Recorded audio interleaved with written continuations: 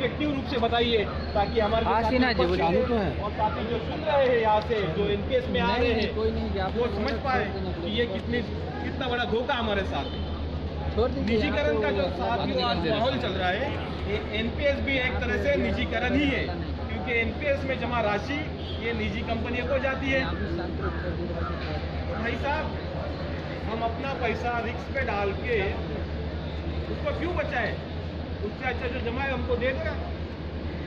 सरकार से हमारा निवेदन है और विनती है सभी कर्मचारियों की कि जल्द से जल्द ओपीएस बहाल करो और एनपीएस रद्द करो। साथियों, निजीकरण का जो खतरा है सिर्फ रेलवे कर्मचारी यहाँ पे बैठे हुए उनके लिए है नहीं। जो रेलवे कर्मचारी, जो आरपीएफ स्टाफ, जीआरपी स्टाफ, जो जेआरएम ऑफिस के सभी कर्मचारी है, उनसे मेरी विनती है कि हाथ जोड़ के विनती है, आप सभी लोग निजीकरण के विरोध में आके एक साथ खड़े रहिए, क्योंकि आज आप रेलवे में नौकरी कर रहे हैं, लेकिन आपके घर में से थोड़ा सा एक काम करें, अगर थोड़ा सा हम आपके परिवार में से स्टाफ आ रहे हैं, थोड़ा आगे बढ़ जाइए, थोड़ा पीछे आइए आइए, आप थोड़ा सा पीछे। चालू नहीं, आपका चालू है अभी अगर कुछ है तो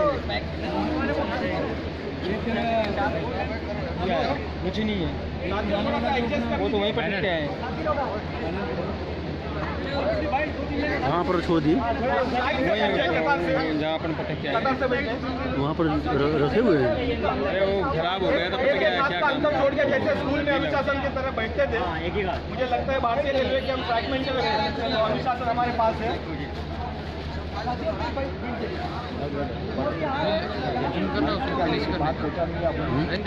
हमने पाल लिया हमारी बात लाइन से बैठे नहीं,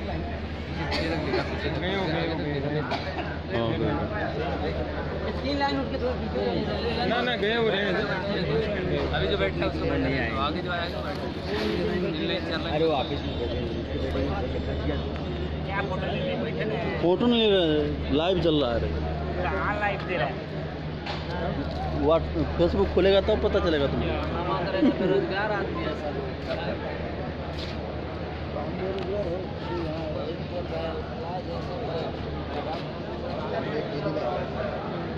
महेंद्र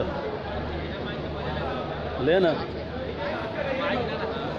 क्या हुआ, लाइव चला रहा है लेना। अरे मालूम है लेकिन माइक ना है। अरे माइक नहीं तो चला, इसी मार देंगे। थोड़ा देर चला, मैं फिर से ले करके रहो, हम फिर ले लेंगे। क्या चला, किधर चला, कोई बोलिए नहीं रहा है। नहीं, थोड़ा देर पकड़ के रखो।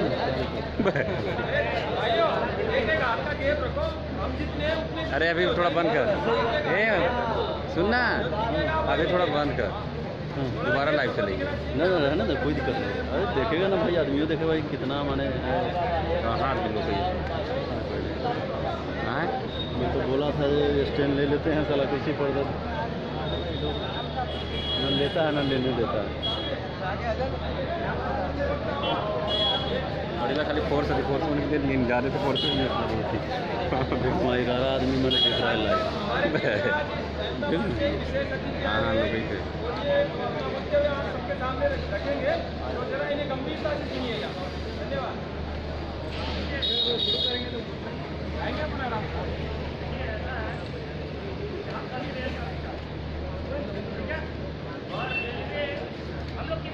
जी पढ़ना ये तो है एक। हाँ इतना खाली। रेलवे से कोई आपत्ति है? रेलवे का किराया बस से भी सस्ता है ना? जब रेलवे का किराया बस से सस्ता है, इसका मतलब क्या है कि हम आम नागरिकों तक सब्सिडी पहुंचाते हैं। उसमें लिखा रहता है टिकट के ऊपर 43% लाइव हमें चलाएंगे, यानी हम आम जनता से उनका मूल किराया तक नहीं ले रहे कम लोग चले लगे और क्या बता रहे हैं रेलवे घाटे में है। तो रेलवे घाटे में तो आपकी वजह से है ना, आपकी राजनीतिक सोच को बदलिए। अगर बस में आप 5 रुपया किराया तो 5 रुपये ही ले रहे हैं, बस में तो सब्सिडी नहीं ले रहे हैं, ठीक है? या मेट्रो में सब्सिडी दे रहे हैं क्या? नहीं दे रहे हैं। बसों में सब्सिडी नहीं है या किसी और यात्रा के साधन में सब्सिडी नहीं है, एरोप्लेन में सब्सिडी नहीं है, तो रेलवे में सब्सिडी क्यों आम जनता को दिया जा रहा है? उसका बोझ हमारे ऊपर डाला जा रहा है। हमको सही ढंग से मूल वेतन ही नहीं मिल रहा है। हमारा मूल वेतन जो कितना होना चाहिए 26,000 मालूम है ना, लेकिन हमको क्या दिया जा रहा है 18,000। तो मूल वेतन 26,000 क्यों नहीं किया जा पा रहा है? क्योंकि रेलवे को घाटे में बताया जा रहा है। तो जब आप कर्मचारी को मूल वेतन ही नहीं दे पा रहे हैं तो आपको मूल किराया तो लेना चाहिए ना। हम मूल किराया नहीं ले पा रहे हैं और आप कह रहे रेलवे घाटे में चल रही है। अरे हम जब 150 साल से चला रहे हैं रेलवे को, तो आज निजीकरण की जरूरत क्या पड़ी है? क्या हमारी प्रोडक्शन यूनिट क्या प्रोडक्शन कम कर रही है? आज से 10 साल पहले जितना प्रोडक्शन होता था उसका 20 गुना प्रोडक्शन कर रहे हैं। पहले हम 4 कोच बना पाते थे, आज हम 20 कोच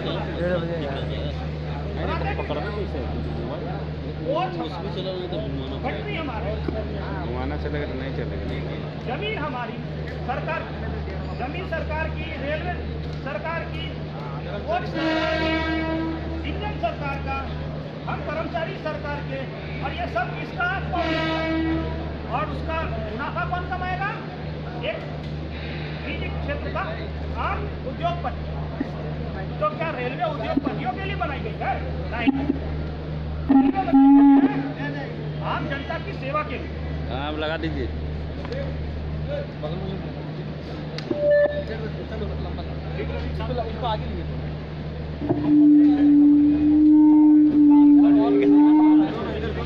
हेलो हेलो साथियों, आप सभी का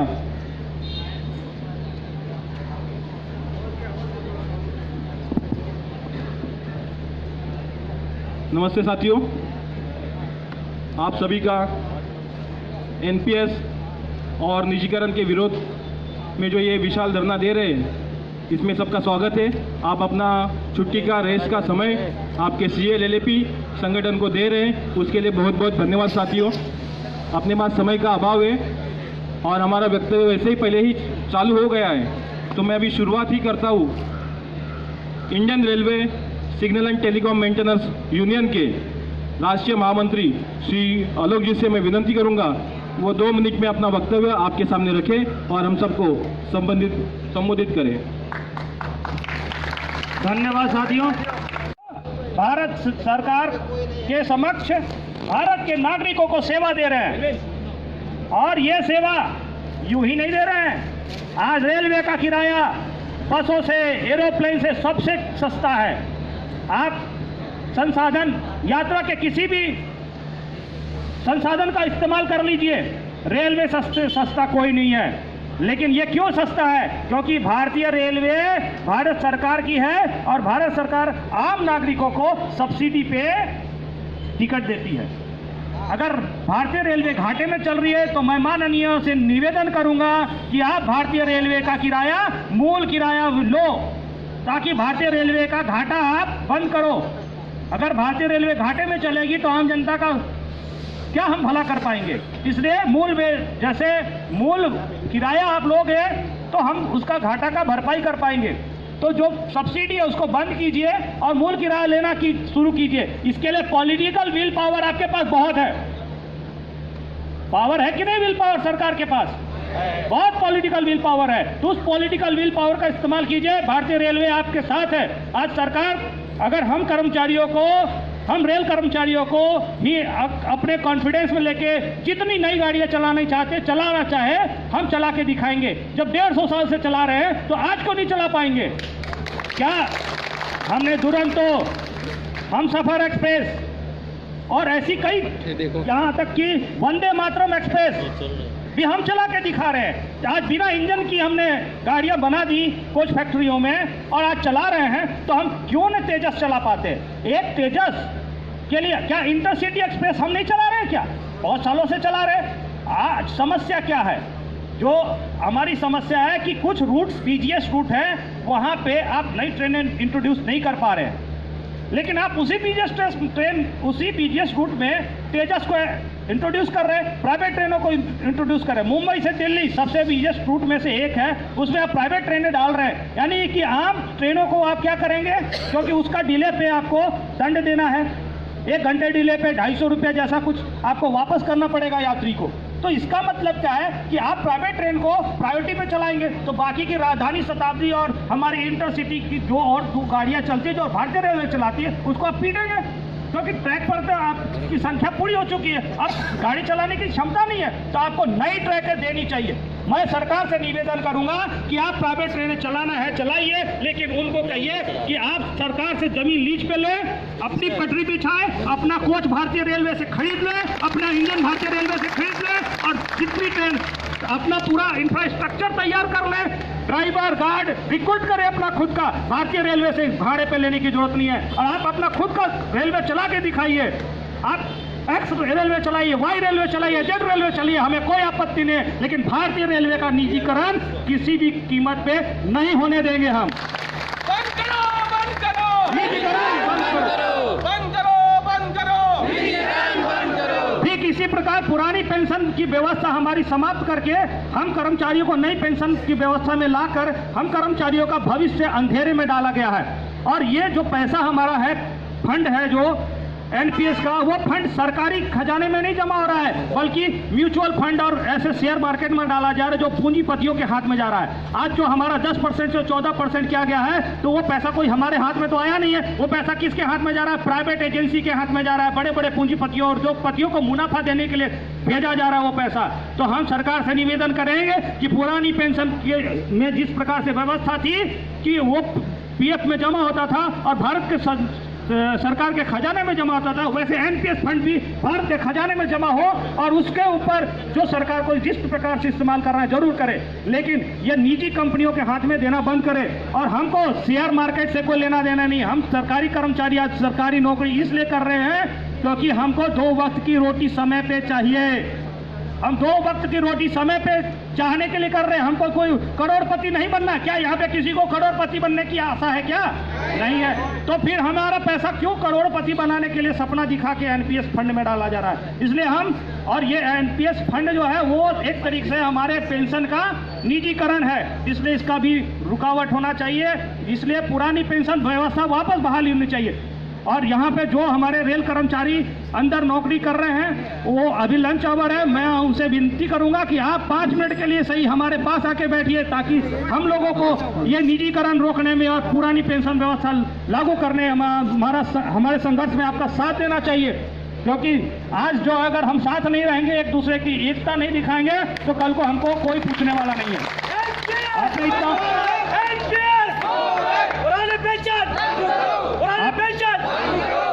आपने इतने ध्यान से सुना मुझे, इसके लिए बहुत बहुत धन्यवाद। नमस्कार। धन्यवाद साथी, आपने बहुत अच्छा मार्गदर्शन दिया।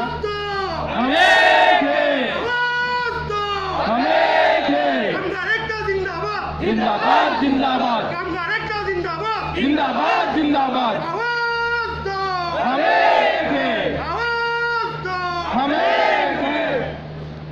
साथियों, आपका जोश देख के हमें भी थोड़ा सा उत्साह और बढ़ा है, क्योंकि हम कोई यहाँ पे पैदाशी नेता नहीं है, ना कोई सीख के आया हुआ है। ये जो हमारा दुख है, जो हम सह रहे हैं, वो हम आप सबके सामने शेयर कर रहे हैं। और मुझे लगता है कि जो मेरे ऊपर गुजर रही है, वो सभी कर्मचारी आज के डेट में जो रेलवे में मौजूद है उनके ऊपर गुजर रही है। इसी के लिए आप अपना समय हमें दे रहे हैं, इसके लिए बहुत बहुत धन्यवाद साथियों। मेरा नाम प्रदीप बोईर है, मैं all India railway track maintainer union का मुंबई का मंडल अध्यक्ष हूँ, और मुझे गर्व है कि मैं भारतीय रेलवे का ट्रैक मेंटेनर हूँ। साथियों, जिस तरह मुझे गर्व है कि मैं भारतीय रेलवे का ट्रैक मेंटेनर हूँ, उसी की तरह मेरे मन में एक दुख भी है कि मैं एक पेंशन विहीन कर्मचारी हूँ। तो मैं आप सबका साथ चाहूँगा निजीकरण रोकने के लिए और पुरानी पेंशन बहाल करने के लिए। अगर आप सभी हमारा साथ दोगे तो एक साथ हम मिलके हमारे जो उद्देश्य है उसको सफल कर पाएंगे। साथियों, जिस महाराष्ट्र में शिवाजी छत्रपति महाराज जी का जन्म हुआ, उनसे हमको लड़ने की प्रेरणा मिल रही है। और जिस महाराष्ट्र से डॉक्टर बाबा साहेब अम्बेडकर ने हमको संविधान दिया, हमारी बात रखने के लिए हमें एक आधार दिया, उन दोनों का स्मरण करते हुए मैं आप सभी को धन्यवाद देता हूं कि आप हमारे संगठन को समय दे रहे हैं, और मैं हमारे मान्यवरों को भी विनंती करूंगा वो एक एक करके अल्पावधि में अपना बात रखें। हमें DRM साहब को ज्ञापन भी देना है, तो मैं all India railway track maintenance union के राष्ट्रीय मीडिया प्रभारी श्री अवनीश कुमार जी से विनंती करूंगा वो अपना वक्तव्य रखें।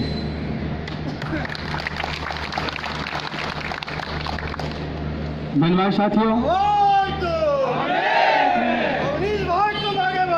हम तुम्हारे साथ हैं, हम तुम्हारे साथ हैं। हमारा नेता कैसा हो, अनीश कुमार जैसा हो, हमारा नेता कैसा हो, अनीश कुमार जैसा हो।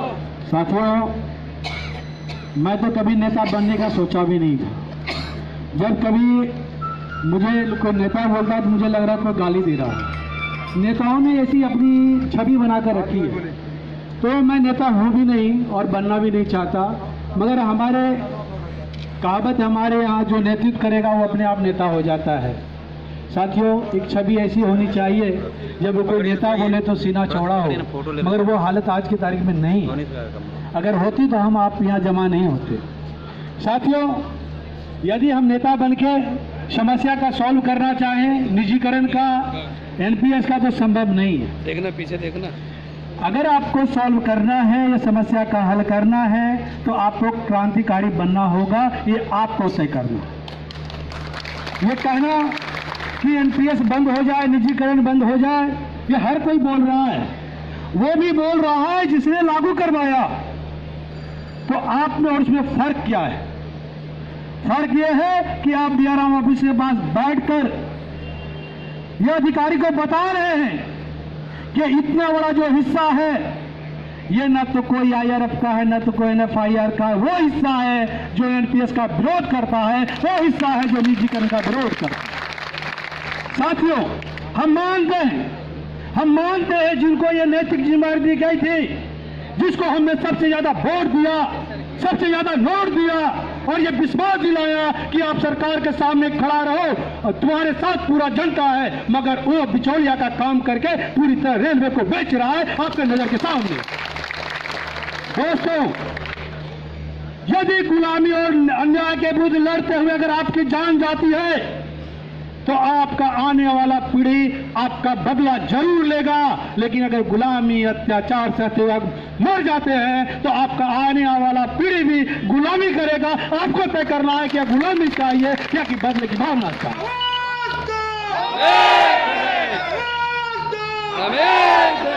साथियों, मैं यहाँ जो भी मौजूद साथी है, रेलवे कर्मचारी है, मैं भी एक ग्रुप में कर्मचारी हूँ, खलासी हूँ लोअर पेल के अंदर।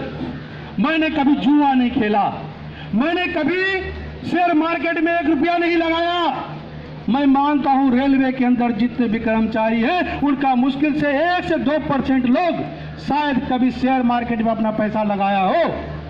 लेकिन जब आपसे ये कहा जाएगा, जिस पर विश्वास करके आपने 60 साल नौकरी किया, आपका पैसा रख के जुआ खेल रहा है और ये कह रहा है कि आपका आने वाला भविष्य में मैं कितना आपको पेंशन दूंगा मुझे खुद पता नहीं है, तो बताइए आप बुढ़ापे तक इंतजार करेंगे मरने का?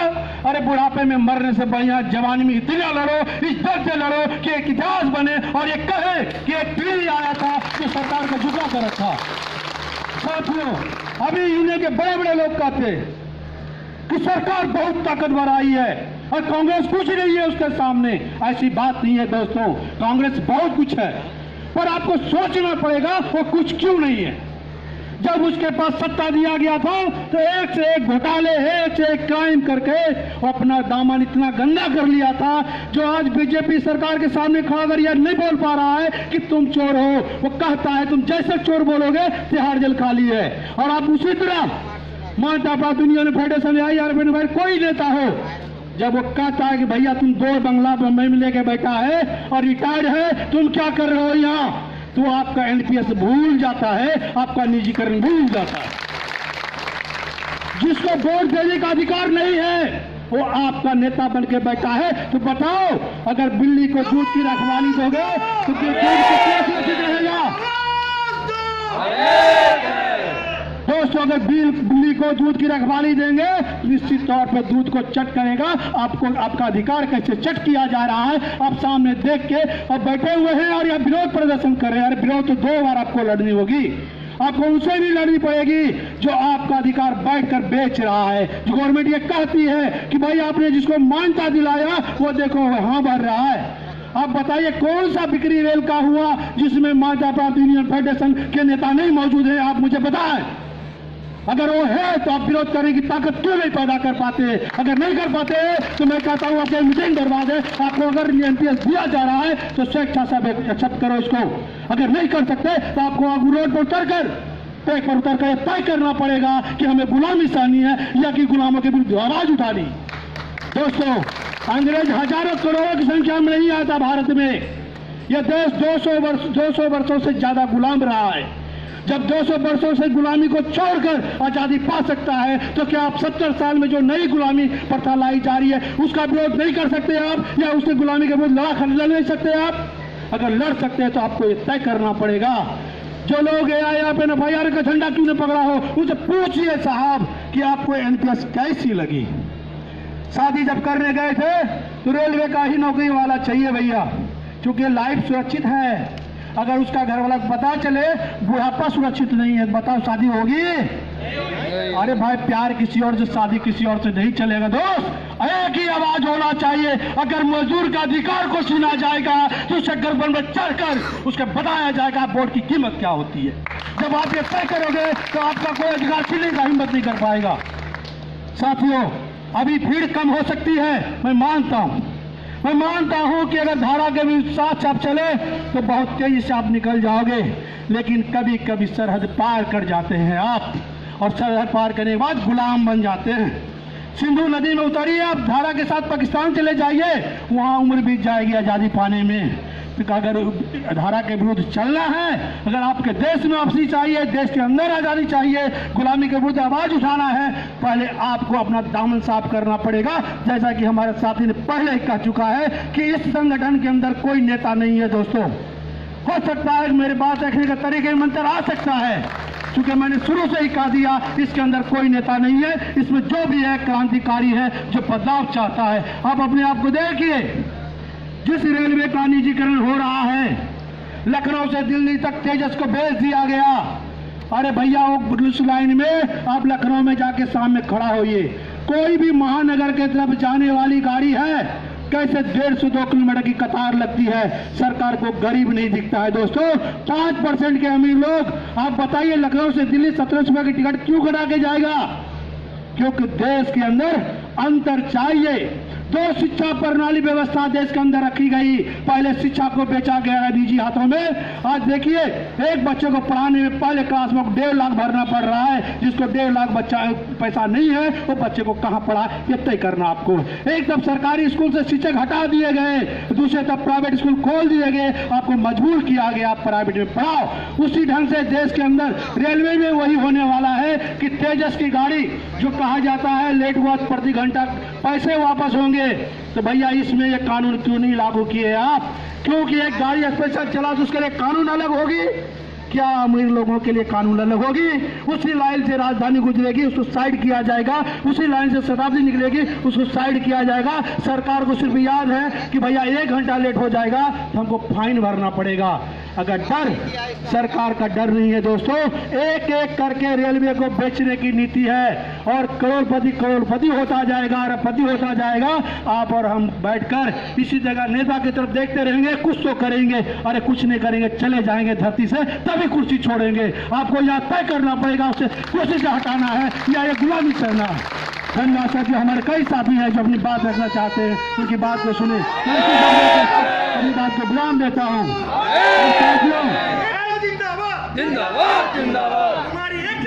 साथियों नारा बहुत अच्छा लगता है, नारा तब अच्छा लगता है जब आप सही दिशा में जाते हो। साथियों मैं जोश देख रहा हूं लोगों में, लेकिन वो नारा का जो ताकत है वो नहीं दिखाई दे रही है। साथियों दोनों हाथ उठाकर नारा लगाइए।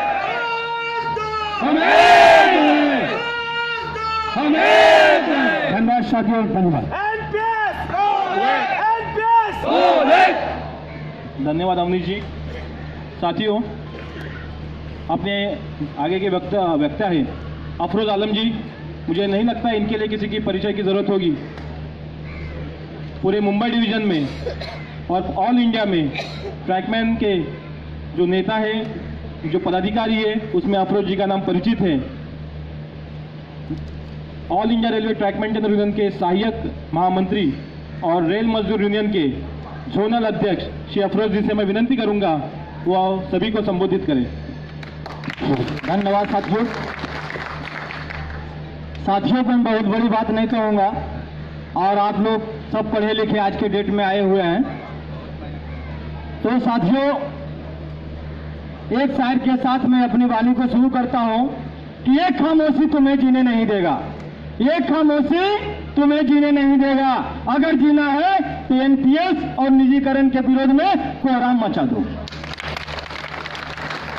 साथियों, ये निजीकरण और एनपीएस ये सियासत है। ये सरकार का मंशा जो है ना, वो साफ नहीं है। सरकार का मंशा ये है कि तेजस चला करके लखनऊ से दिल्ली के बीच समय से चलाना है। अगर समय में लेट होती है तो उसे मुआवजा 250 रुपया दिया जाएगा पर घंटा। इसका मतलब है कि भारत एक गरीब प्रधान देश है, किसान प्रधान देश है, मध्यम वर्ग के लोग रहते हैं। इसका मतलब है कि उसकी गाड़ी को साइड की जाएगी और तेजस को आगे बढ़ाया जाएगा। और ये पूरे देश को बताएगा कि जो प्राइवेट गाड़ी चल रही है वो समय से चल रहा है, बहुत अच्छा गति से चल रहा है, और जो सरकारी ट्रेन है वो समय से लेट जाती है। वो कर्मचारियों को, रेल कर्मचारियों को बदनाम करना चाहती है। जिस तरह से ये देश की आजादी के पहले 562 रियासत में देश था, उसको साम दाम दंड भेद के साथ इस रियासत को मिलाया गया। उसी तरह से सरकार का जो रवैया है, जो मंशा है, ये रेलवे को निजीकरण में धकेलने के लिए ये सियासत चल रही है। ये कारखाना से लेकर के रेल की पटरी की सुरक्षा तक आज निजीकरण के हाथों में चला गया है, प्राइवेट हाथों में चला गया है। ऐसे प्राइवेट हाथों में जिनको ना कि असुरक्षित है, रेल की पटरी की कोई मतलब उसको ट्रेनिंग नहीं दिया गया है, और वो आदमी आज रेल की पटरी की सुरक्षा कर रहा है। ना उसे 52 केजी का प्लेट जानकारी है, ना 60 केजी का प्लेट की जानकारी है, और ना उसे क्रॉसिंग के बारे मालूम है, और ना एसीजी के बारे कि क्या होता है रेलवे में, एसीजी पॉइंट क्या होती है, क्रॉसिंग क्या होती है। और उस हाथों में आज हमारा रेल का सुरक्षा जा रहा है। और एक रेलवे कर्मचारी अगर 2 दिन वो आया तो तीसरा दिन गायब हो जाता है।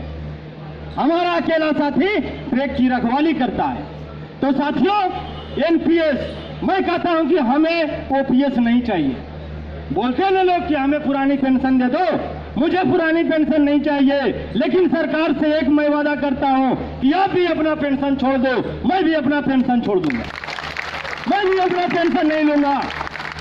आप एक आदमी एक विधायक बनता है, एक सांसद बनता है, वही आदमी मंत्री बनता है, एक आदमी 3-3 पेंशन लेता है। हम कौन ऐसा पाप किए? हम क्या मेहनत नहीं करते? हम क्या रेल नहीं चलाते?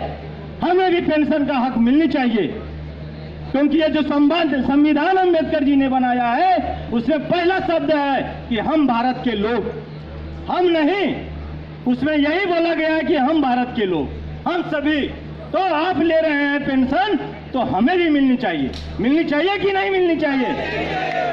तो इस पूरा पेंशन के लिए एनपीएस का आप लोग पूरे भारत के मैं रेल कर्मचारियों से आग्रह करता हूं कि इसका विरोध कीजिए, निजीकरण का विरोध कीजिए, तभी नहीं तो ये कैंसर है।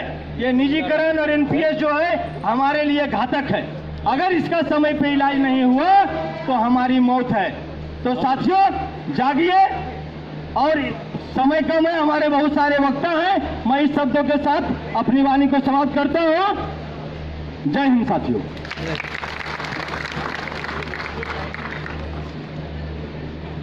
इसी के साथ मैं रेल मजदूर यूनियन का जोनल महामंत्री अरविंद सिन्हा जी को बोलूंगा 2 शब्द वास्तव में।